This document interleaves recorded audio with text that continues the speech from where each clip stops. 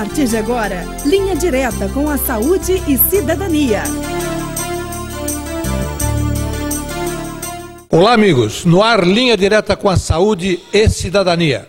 O seu programa de todas as terças, quintas e sábados a partir das 13 horas.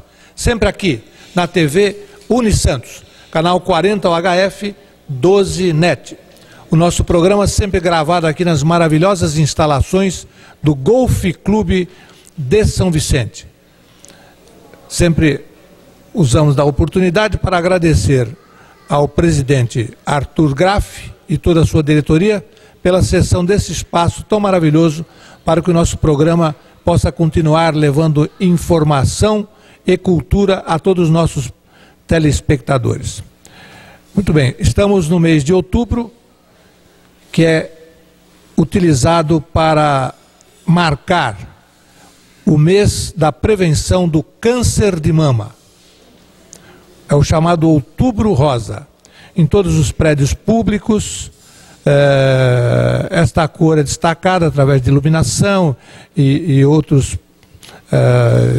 formas de mostrar ao público a importância de se fazer a prevenção do câncer de mama. Infelizmente, uma das doenças mais importantes da atualidade, infelizmente vitimando muitas mulheres.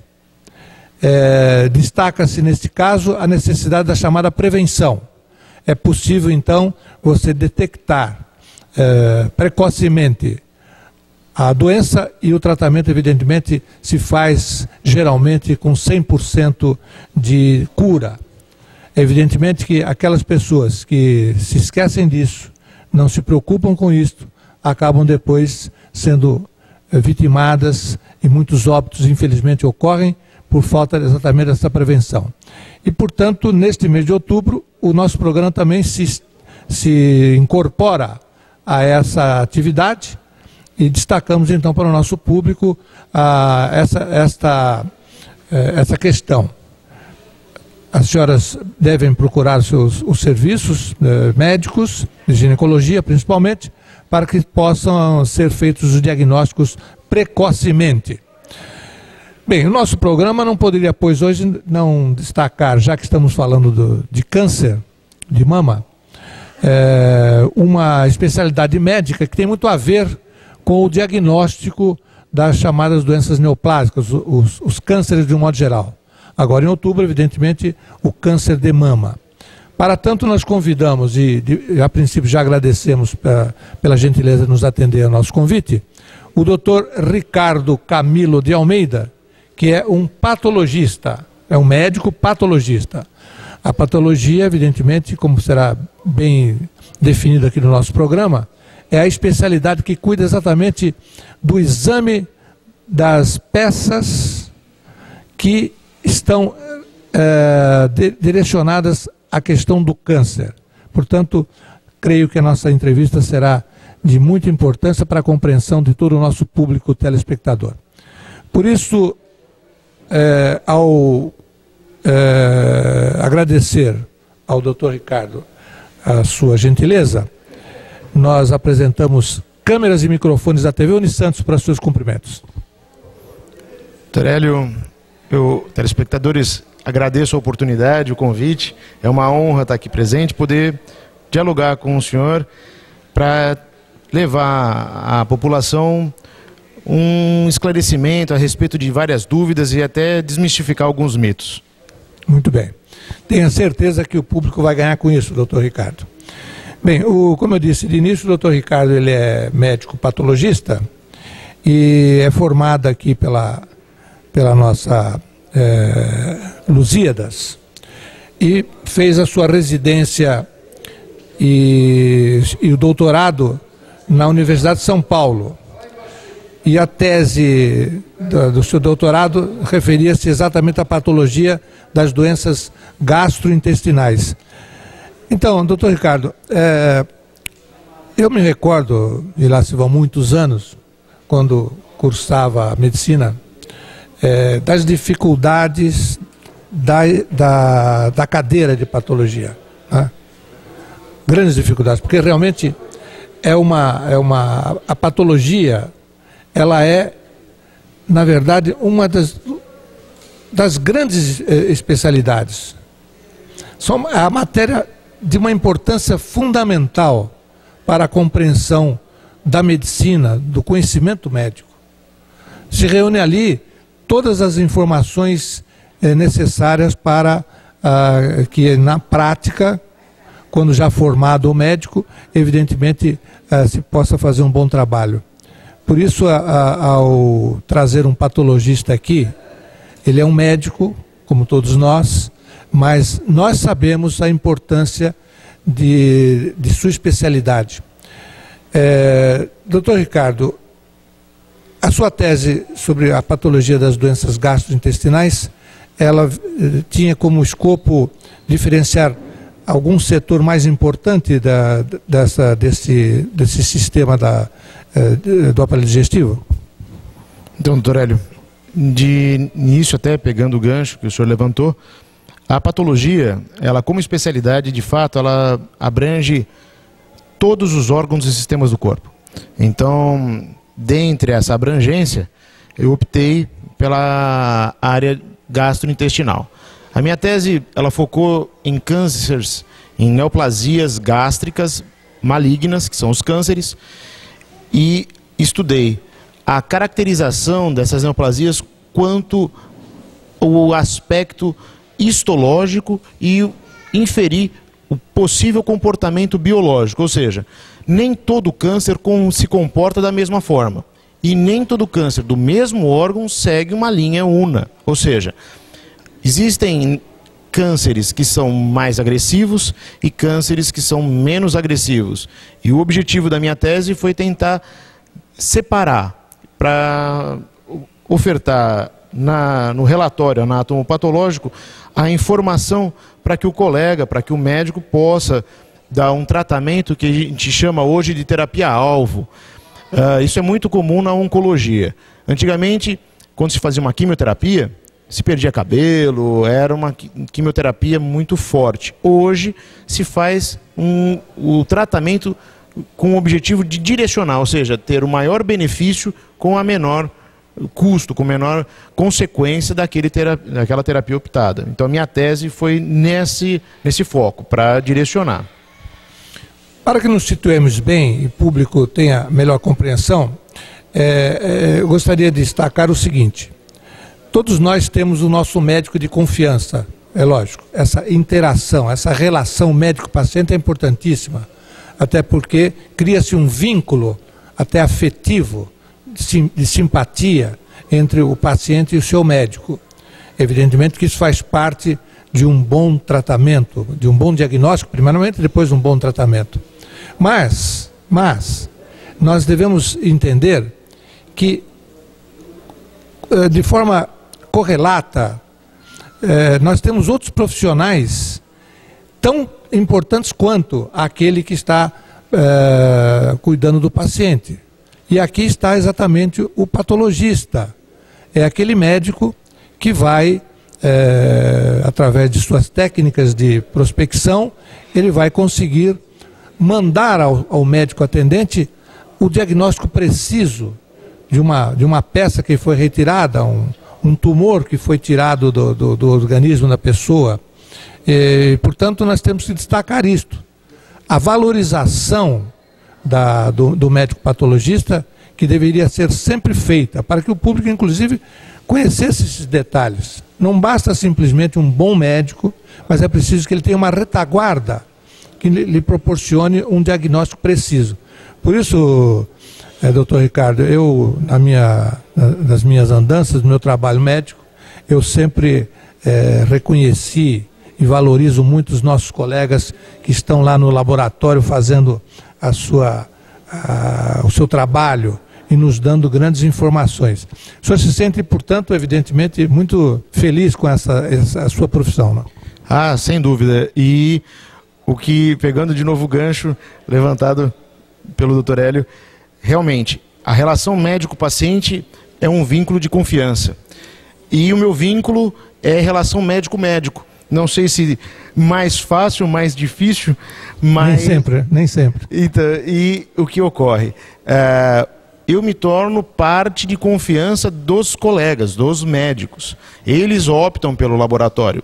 E até para desmistificar, já o primeiro ponto que eu gostaria de esclarecer é que existe uma grande diferença entre o laboratório clínico e o laboratório de patologia. O laboratório clínico é aquele que você vai para fazer exames de sangue, urina, fezes, que são parâmetros que o médico recebe se ele está dentro de uma faixa normal.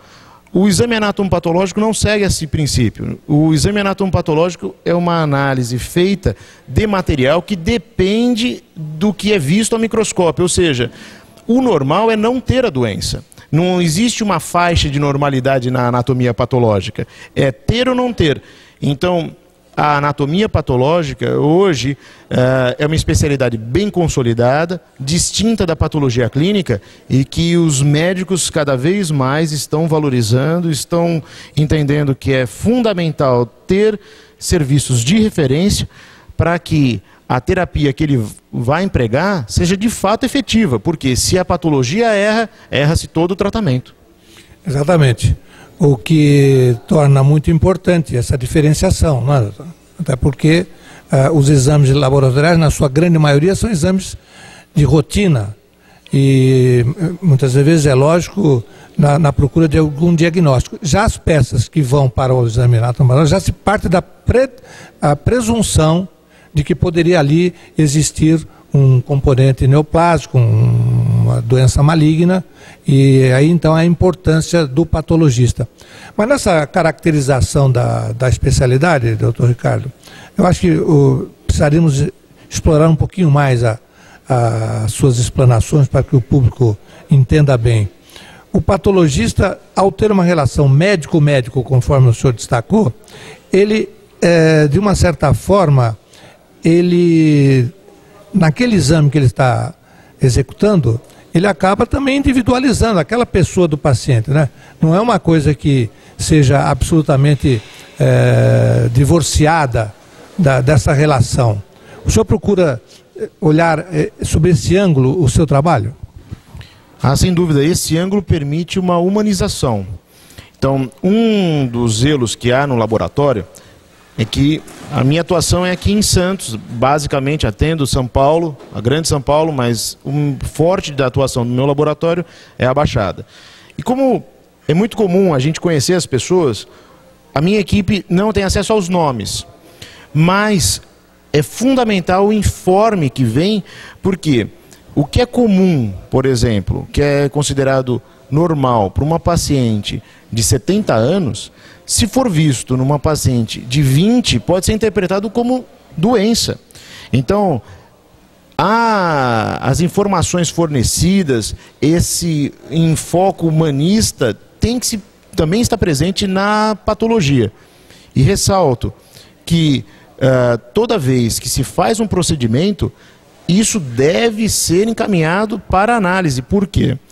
Às vezes o colega retira uma amostra ou uma lesão com uma hipótese e ao se fazer a análise, essa hipótese pode não ser confirmada.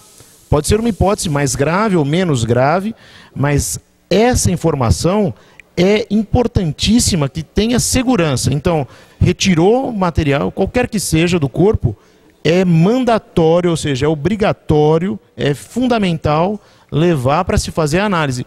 Isso até para documentação legal, para respaldo e segurança, tanto do médico como do paciente, que ele teve a atenção necessária.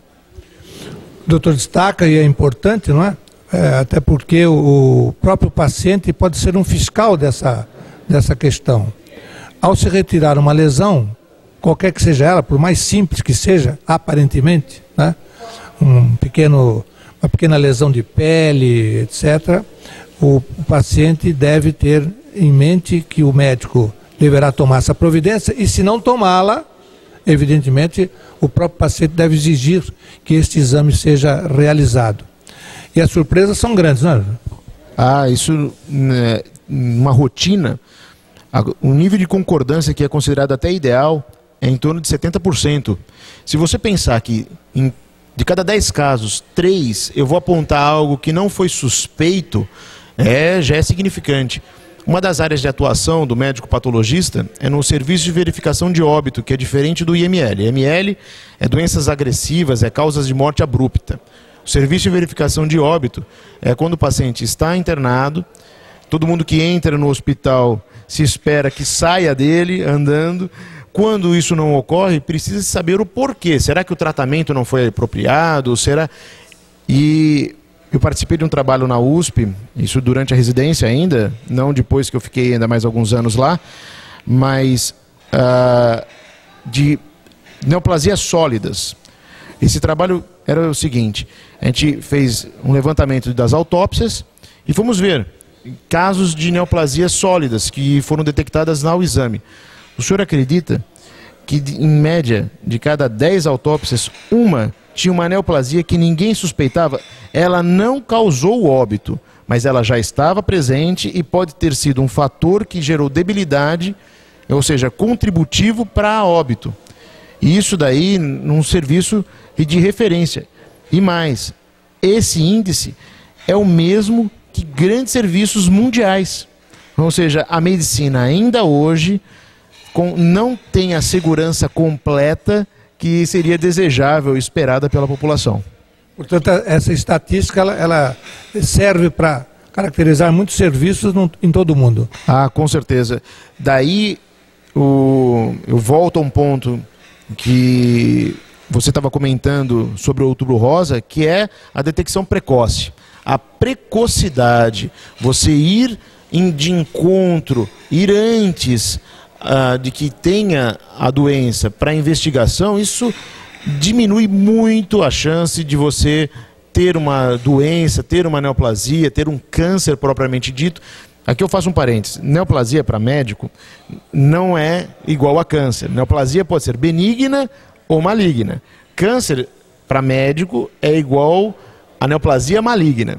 Então, para os nossos telespectadores entenderem por que às vezes eu uso uma ou uso outra, é que todo câncer é uma neoplasia, mas nem toda neoplasia é um câncer. Aquilo pode ser apenas uma lesão benigna. E continuando, ao se fazer, por exemplo, agora nesse mês, mamografias, ultrassons para investigação de lesões mamárias, é importante ter esse foco do diagnóstico precoce. Quando a patologia está inserida na investigação de precocidades. Veja, uma endoscopia, puxando agora para a minha subespecialidade, que é a minha principal área de expertise, você vai fazer uma endoscopia, fez uma biópsia, se você detecta uma lesão precoce, o índice de cura é 100%. Aquilo não vai levar ao espalhamento, à metástase, como ocorre quando é feito o diagnóstico em neoplasias avançadas. A investigação depende do paciente. O paciente precisa ir ao médico, ter o hábito. Não antigamente, meus avós, eles tinham orgulho de não precisar ir ao médico. Eu não tenho nada. E quando ia, já era muito avançado. Hoje a mentalidade tem que ser diversa. Eu vou ao médico exatamente por não ter nada. E para continuar assim, para que se tiver algo, eu consiga ter esse diagnóstico o quanto antes possível.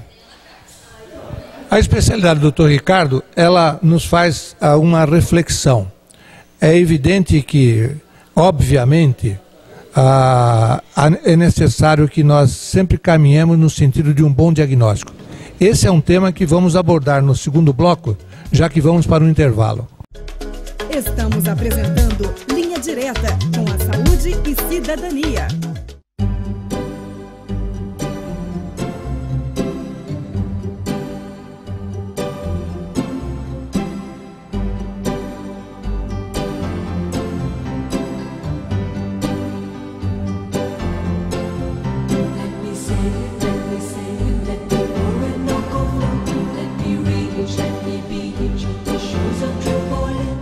Marcar uma data especial é sempre muito importante. Ari Foto e Vídeo, Avenida Dom Pedro II, número 225, Cidade Náutica, São Vicente. Telefone 3464-1737.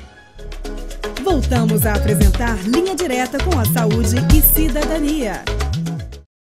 Estamos de volta. Programa Linha Direta com a Saúde e Cidadania, aqui pela TV Unisantos, canal 40 HF, 12 NET. O nosso programa sempre vai ao ar gravada aqui nas instalações do Golf Clube de São Vicente. Estamos no mês do Outubro Rosa. Mais uma vez destacamos aqui a necessidade de todas as nossas telespectadoras procurarem os serviços médicos para fazer o diagnóstico, sempre que possível, precocemente, do câncer de mama, uma das patologias que infelizmente se incidem muito fortemente no segmento feminino, especialmente nas mamas. Estamos entrevistando aqui o Dr. Ricardo Camilo de Almeida, que é um médico patologista.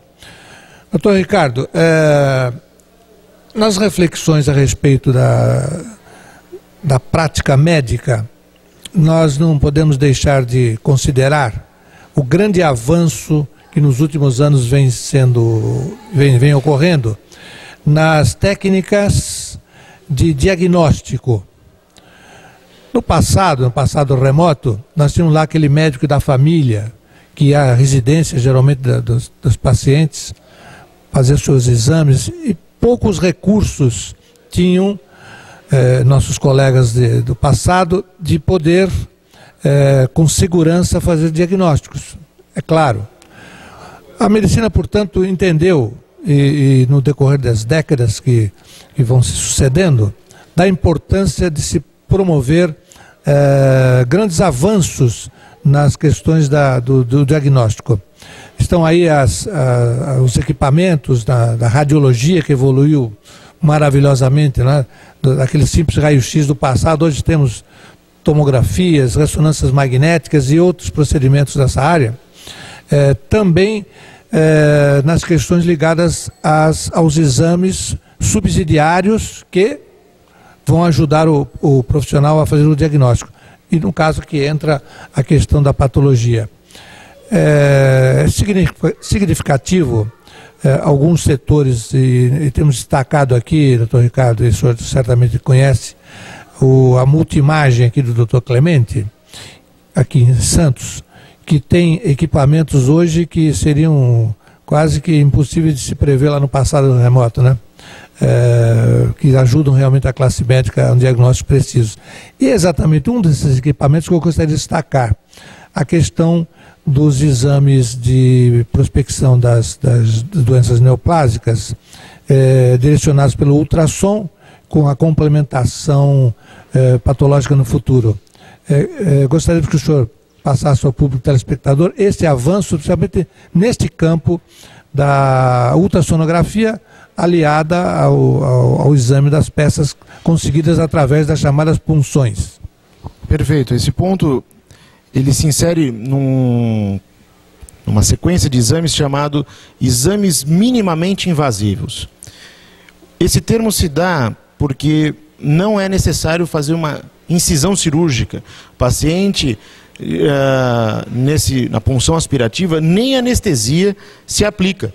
Porque aí você vai colocar uma agulha muito fina, vai colher essa amostra e você injetar anestésico ali, aquilo pode reagir com as células do local, alterando a morfologia dela. Então veja, no quadro de mama, vamos voltar ao Outubro Rosa. Essa investigação pode ser feita retirando um pedaço chamado core biópsia, ou biópsia por agulha grossa. Pode-se tirar uma região, que é a mamotomia, também são exames minimamente invasivos. E, em especial, a punção aspirativa. Esse é o mais simples de todos.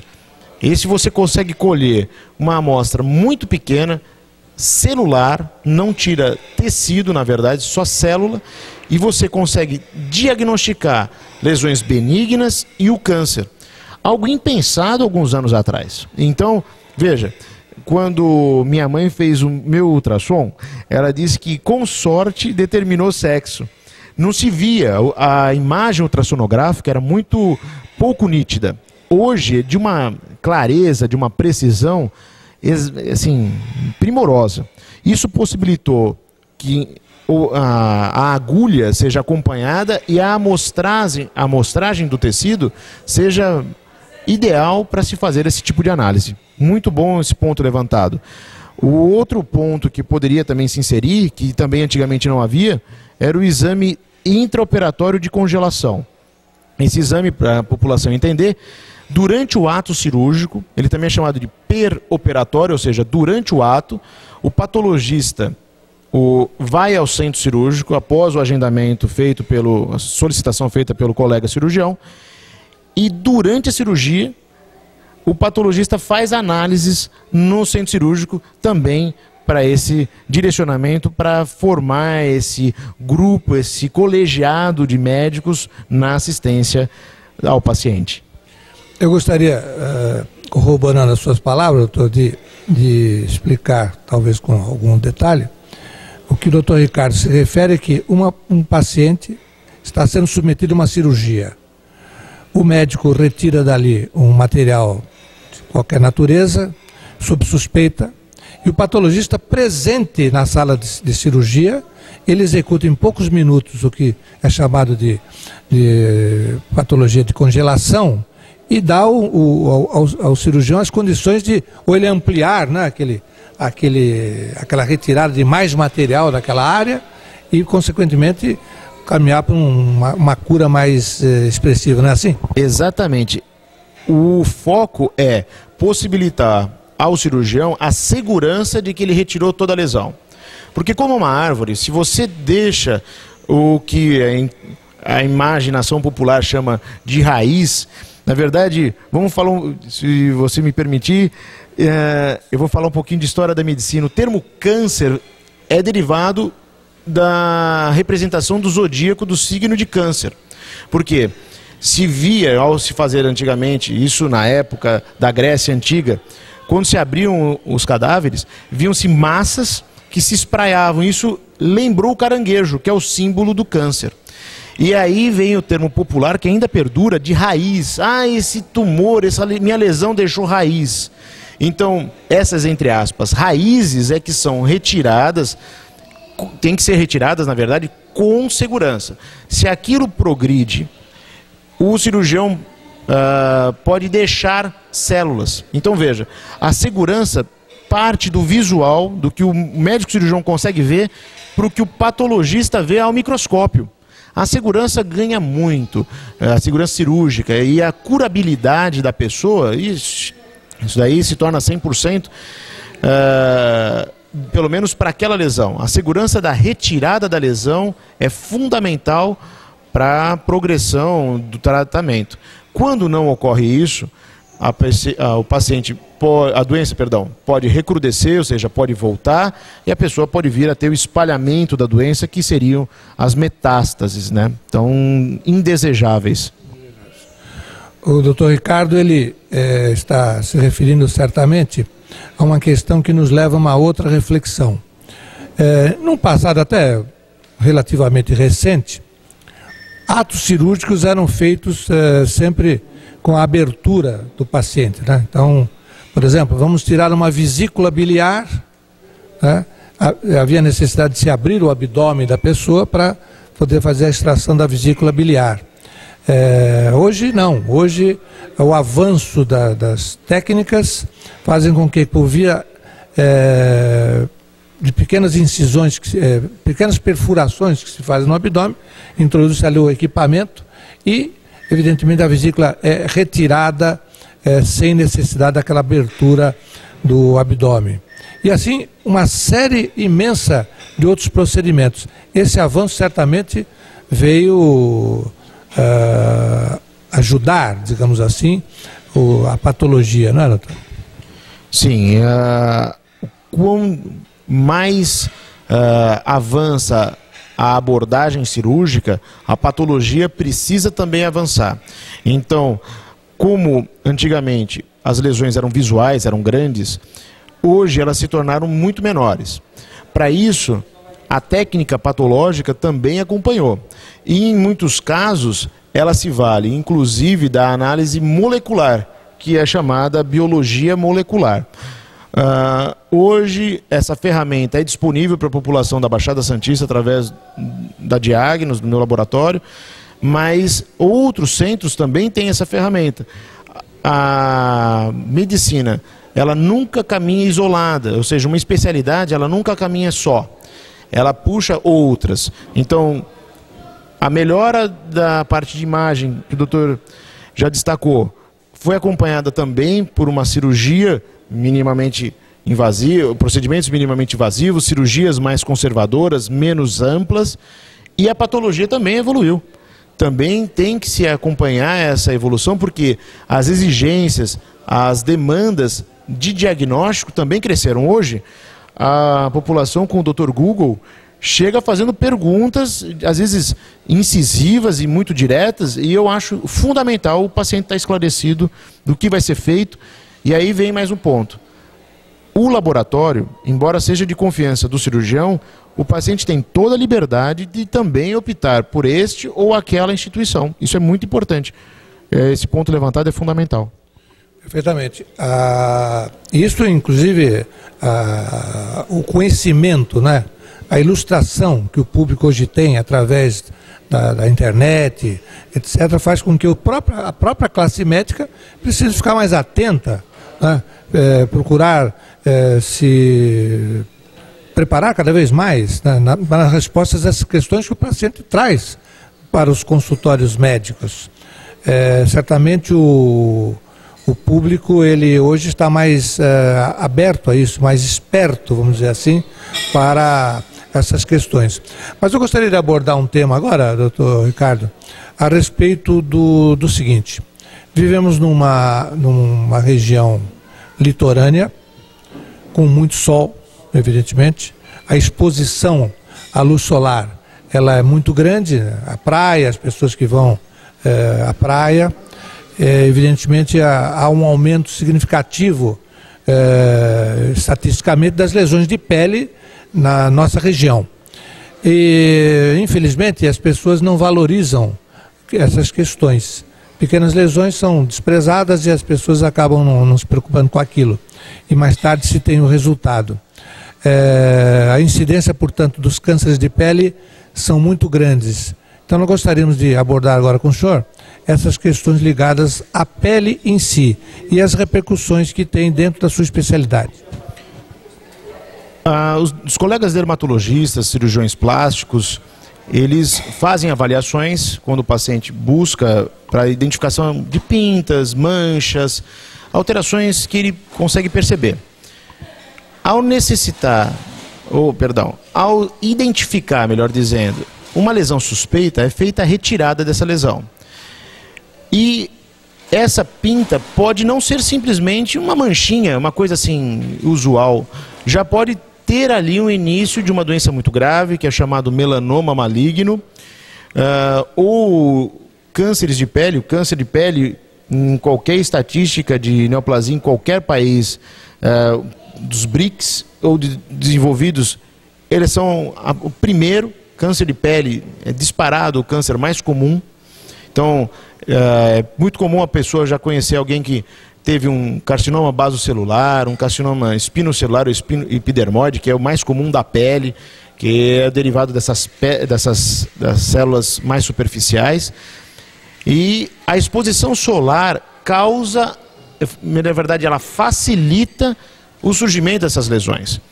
E veja, não é raro a paciente retirar, ir no cirurgião, ir no dermatologista, ele retira, não é nada. E deixa aquilo. E olha, doutor, eu já vi casos em que, anos depois, se identifica uma lesão já metastática, ou seja, que já se espalhou, e não se tinha suspeita, porque anos antes, aí a pessoa lembra, tirei um sinalzinho, mas e cadê a análise? Não foi feito. Naquela época, se tivesse tido zelo, hoje não estaria doente.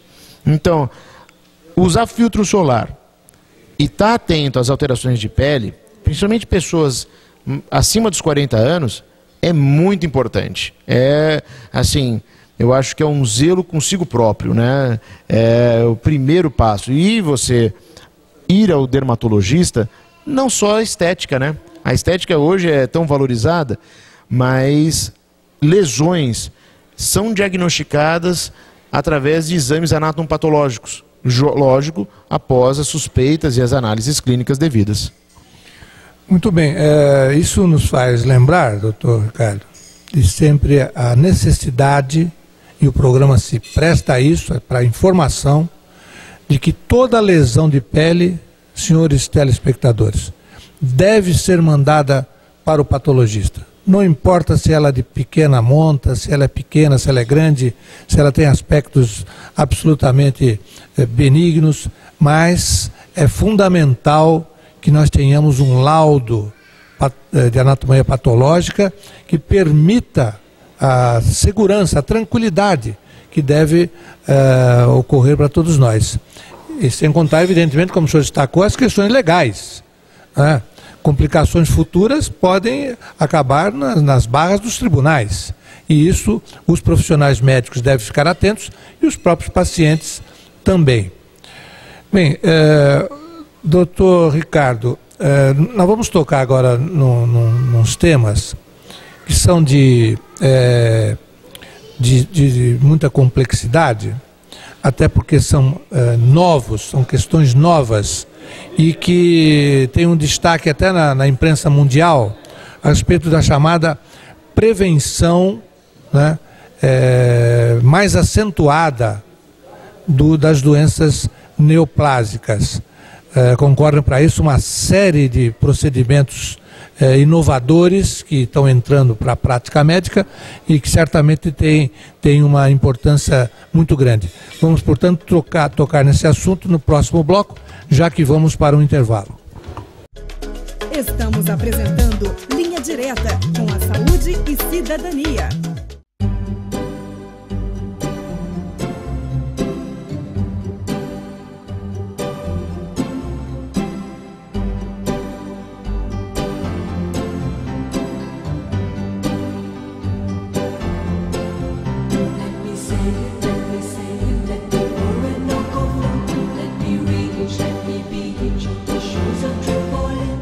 Marcar uma data especial é sempre muito importante. Ari Foto e Vídeo, Avenida Dom Pedro II, número 225, Cidade Náutica, São Vicente. Telefone 3464-1737. Voltamos a apresentar Linha Direta com a Saúde e Cidadania. Estamos de volta, programa Linha Direta com a Saúde e Cidadania, aqui pela TV Unisantos, canal 40 HF 12net. Queremos mandar um forte abraço ao Padre Cláudio, nosso gerente-geral da TV Unisantos, que sempre nos proporciona grandes informações, orientações, etc. E também o gerente de marketing, o Rafael. Um grande abraço a eles, dizendo que estamos aqui firmes e fortes, procurando fazer um programa adequado e à altura da qualidade da TV Unisantos, afiliada da TV Brasil, a TV educativa do Brasil. Muito bem, hoje nós estamos entrevistando o Dr. Ricardo Camilo de Almeida, mas antes de voltarmos às nossas perguntas, gostaria de destacar algumas presenças aqui que muito nos honra, principalmente o senhor Luiz Damião, que nos ajuda muito na produção do programa, o Dr. Gerson Martins, sempre pronto para nos trazer grandes entrevistados, e um destaque especial, a esposa do nosso entrevistado, Dona Priscília, e sua querida Nenê. Como é que é o nome da Nenê? Helena, vai fazer 2 aninhos. As imagens estão mostrando a presença da família do Dr. Ricardo, que traz para nós muita alegria. Uma criança sempre é motivo de alegria, né, doutor? Para mim mudou muito a minha vida. Ser pai realmente é um marco, um divisor de águas. Muito bem. Bom, o nosso programa, doutor Ricardo, ele vai ao ar com apoios culturais. Vamos destacar em primeiro lugar o Laboratório de Análise Célula Máter, um dos mais importantes laboratórios da região em exames de análises clínicas, com 4 unidades em nossa região, Santos, São Vicente, Praia Grande e Cubatão. Também a Clínica de Fisioterapia Renascer, aqui de São Vicente, ali na Capitão Mora Guiar. Também tem nas suas instalações uma academia de esportes. Estamos chegando no verão agora, o pessoal gosta de malhar um pouquinho, então lá na academia do Dr. Paulo, lá a Clínica de Fisioterapia Renascer, terão essa oportunidade. Bem, voltando à nossa entrevista aqui com o Dr. Ricardo, gostaria de destacar, para fazer a nossa pergunta, doutor, a respeito dos avanços que a medicina teve, em particular nas técnicas de abordagem e de prospecção das doenças. Entra nesse campo, agora mais recentemente, as questões da biologia molecular e também de análises mais profundas da área da genética, que tem proporcionado avaliações mais precoces de certas doenças, permitindo aos médicos e à medicina intervir no momento certo para se evitar problemas no futuro. Eu sei que o senhor é um estudioso desse tema, já na sua clínica, nos seus laboratórios, o senhor desenvolve trabalho nesse sentido. Eu gostaria que o senhor explicasse ao nosso público o que seria a biologia molecular, quais são as questões genéticas que hoje estão interferindo na análise e nos diagnósticos. Esse ponto parece algo de ficção científica, algo muito distante da nossa realidade, mas na verdade isso está cada vez mais comum. Eu vou partir então dessa minha explicação citando, como ficou público, posso eu citar, a atriz Angelina Jolie, que após uma análise desse tipo que eu vou mencionar, optou por retirar ambas as mamas, ambos os parênquimas mamários e depois os ovários. Então o que é isso? Ao nascermos, a gente recebe a nossa carga genética, metade oriunda da mãe e metade oriunda do pai. Essa carga genética é igual em todas as células do nosso corpo. Só que cada órgão é caracterizado pela ativação de um determinado segmento da informação ali contida. Então vejam, quando essa informação tem algum erro, esse erro pode ocorrer herdado, ou seja, você recebe o erro de seus pais, então isso se torna uma doença hereditária, ou através de hábitos alimentares inadequados, exposição à radiação, ao longo da vida você sofre alteração nessa informação genética. Então são as doenças genéticas adquiridas. Um professor meu, que foi um dos meus mentores, o Dr. Venâncio Avancini, já usava uma frase que é assim: tem câncer quem pode, não quem quer. Por quê? A pessoa precisa ter essa base, esse substrato para desenvolver o câncer. Então, a pessoa tem a informação, tem essa predisposição, mas não tem o fator de risco, o fator desencadeante, ela não vai desenvolver câncer. Então, pessoas que, embora tenham a informação, o risco, mas vivem em ambientes ideais, têm uma alimentação, têm acesso a saneamento, saúde como um todo, pode nunca desenvolver câncer. E o inverso, quando a pessoa não tem informação, mas se expõe ao fator, ela também não vai desenvolver câncer. Então são que a gente escuta, a pessoa fala, fumou uma vida e nunca teve nada. Na verdade, é que essa pessoa não tinha uma base de predisposição para o câncer mesmo se expondo. Agora, o que é muito comum, infelizmente, é a pessoa ter ou desenvolver ou herdar uma predisposição e se expor ao fator de risco. Então, hoje, nós temos como retirar essa informação do núcleo, que é a biologia molecular, junto com sequenciamentos, ou seja, análise do genoma, não só da informação, como também a interação disso no funcionamento da própria célula, para determinar se essa pessoa tem uma probabilidade maior ou não de ter câncer. Uma vez instalado o câncer, a gente consegue, na célula cancerosa, avaliar se essa célula tem uma suscetibilidade, ou seja, se a exposição ao meio ambiente em que ela está inserida ou a alteração que a gente pode causar nele, tem repercussão. Em outras palavras, a pessoa tem o câncer e esse câncer expressa uma proteína, qualquer que seja. Eu posso me valer dessa informação para tratar. Então eu vou usar determinado quimioterápico para aquele câncer por causa daquela característica. Isso é o que parece longe, que o pessoal chama de vacina do câncer. É uma vacina, entre aspas, diferente da vacina que você escuta normalmente, você está habituado. Então, é através dessa informação em que eu vou fazer uma terapia-alvo, vou tratar especificamente. No caso da Angelina Jolie, ela retirou o tecido da bochecha, que a gente também faz isso no laboratório, retira, raspa-se a bochecha.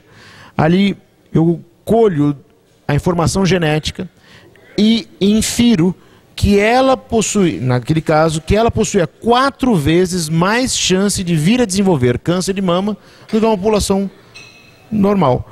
Veja, ela optou, com apoio e suporte do cirurgião, de retirar antes de desenvolver o câncer. Isso é condenável, isso é aceito, isso é outra discussão. Mas que ela anteviu, ou seja, ela optou por tratar, retirar aquilo antes de desenvolver o câncer. E isso é uma ferramenta que na década de 60, década de 70... Não me ensinaram.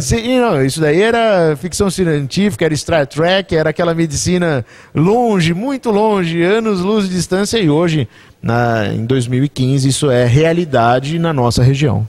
Então vejam, a pessoa não tem nenhum sinal de câncer de nada, não tem nenhum tumor, não tem nada, mas através desses exames, né, pode-se detectar a possível instalação de um câncer no futuro, né?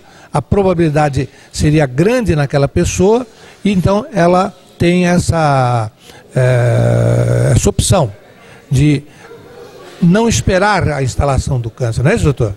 E fazer a prevenção, fazendo a extirpação daquele órgão, no caso da atriz, foi exatamente as mamas e o ovário. Exatamente. Ela, no primeiro momento, retirou as mamas, aí no primeiro sinal que teve de alteração ovariana, ela também optou por retirada. Isso é algo que nós estamos aqui comentando porque ganhou a mídia, porque isso fica sob resguardo do sigilo médico se a pessoa não quiser divulgar, isso daí é a opção de cada um. Nós estamos aqui comentando porque isso virou público, então fazendo comentário sobre essas questões por causa disso. Agora, na nossa região ainda temos a possibilidade de fazer exames para chamados, também na área molecular, esse da Angelina Jolie, a pesquisa de mutação do BRCA1 e 2. Mas outros existem, como para câncer, adenocarcinoma de pulmão não relacionado a fumo, que é o EGFR, para lesões de pele, principalmente melanocíticas, ou seja, que são derivadas do melanócito, que também dá origem ao melanoma, que é o BRAF. Então, aqui nós já temos uma gama de opção de exames nessa área que é significativo. Então, os colegas têm essa ferramenta e podem se valer dela, e sempre focando o diagnóstico precoce. Certamente vamos ouvir isto e vamos conviver com isto. Já estamos convivendo e vamos conviver muito mais no futuro, porque é um avanço, é uma coisa quase que futurística, mas já presente na nossa prática. Alguns casos mais raros, mas aqui ou colar, mas certamente isso vai ser motivo de um grande crescimento no futuro próximo. Mas, doutor Ricardo, essa é uma coisa um pouquinho mais complexa, mas vamos falar coisas até mais corriqueiras. Veja só aí a alta incidência de câncer de colo do útero. Colo do útero, veja só. Um exame simples, que é feito em qualquer unidade de saúde, em qualquer local, simples, coleta tranquila e que muita gente não faz. E que o diagnóstico poderia ser feito de forma rápida e sem qualquer contestação. Não é assim? É verdade. Hoje, o exame de Papa Nicolau, ou o exame também chamado cérvico-vaginal preventivo do câncer, tem vários sinônimos. Ele é algo de fácil acesso na rede pública e privada. Os colegas ginecologistas fazem isso nos próprios consultórios, a coleta. Não é algo assim inacessível e muito menos traumático para a mulher. Mas a realização deste possibilita a certeza de que lesões, se houver, serão detectadas de forma precoce. Volto a frisar sempre esse termo, precocidade. No nosso meio, nós temos hoje disponível, e lá o laboratório é uma referência tanto para laboratórios clínicos, que a gente faz apoio para laboratórios clínicos, como para a população em geral. O exame cérvico-vaginal ele pode ser colhido e colocado numa lâmina, ou colhido e colocado num líquido, chamado citologia em meio líquido.